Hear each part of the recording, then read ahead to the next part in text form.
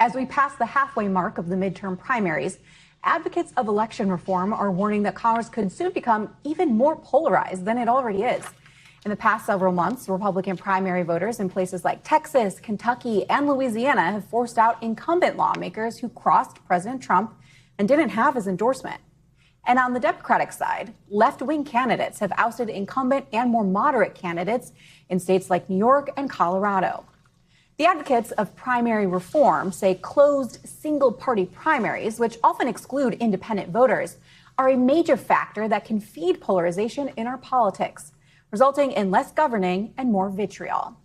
Joining me now is one of those leading voices advocating for this type of reform, founder and president of the group Open Primaries, John Opdycke. John, thank you so much for joining us. This is one of those fascinating but sort of under the radar storylines. But talk to me about how this process would work, what kind of primary you're advocating for, and what that would actually look like on a practical level.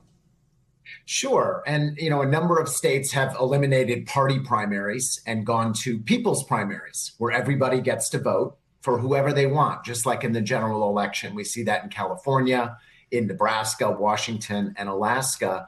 And it creates a whole different dynamic that I think is much more in tune with where the country is going.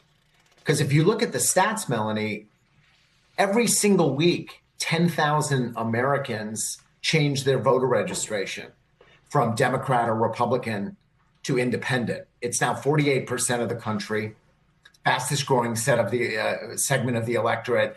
And yet our election system is set up where kind of independents are more, they're seen as interlopers and outsiders, and they don't quite fit in the structure of the existing system. And that's something that's got to change if we want our democratic experiment to keep moving in a positive direction. I want to read for you a quote from the conservative Lincoln Institute arguing against open primaries. They said, as a registered Republican and one who has been active in the Republican Party my entire adult life, I do not want Democrats or anyone not a member of the Republican Party deciding our standard bearer. Open primaries would, in fact, deprive us of the ability to select candidates who adhere to the principles and policies for which our party stands. How do you respond to that?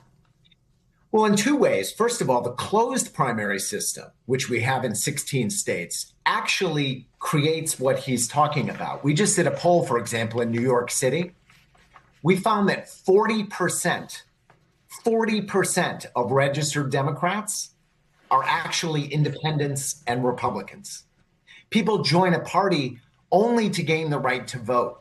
So if you want your party to be made up of only members, you definitely have to have an open system so people don't have to join your party, even though they don't believe in it.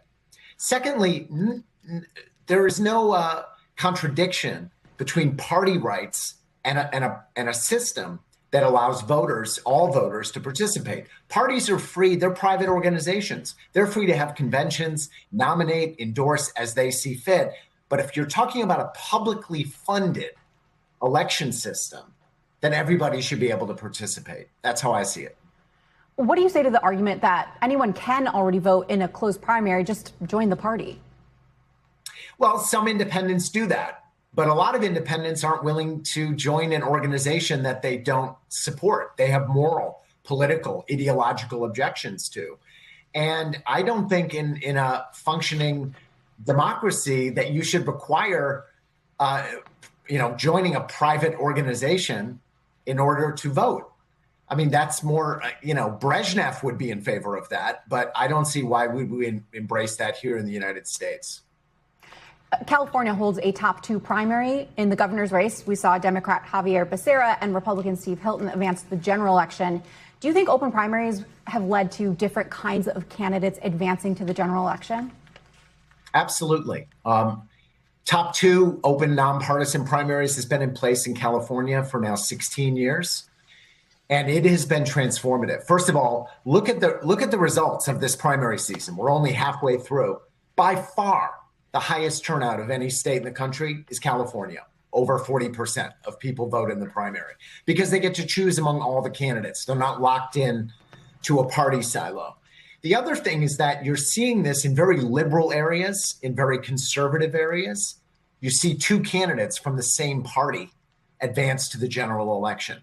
And that creates a whole nother set of opportunities for voters to have a real choice. I mean, one of the scandals about all the gerrymandering that's been going on around the country in red states and blue is that come November, most congressional races, the latest estimates are as high as 90%. They're already done. Everyone knows who's going to win. The primary is the only election that counts. But when you create a nonpartisan primary and you move the most popular candidates, regardless of party, from the primary to the general, you create real competition in November. And we see that in California and other states. Yeah. Thank you so much. We really appreciate all your reporting and insights.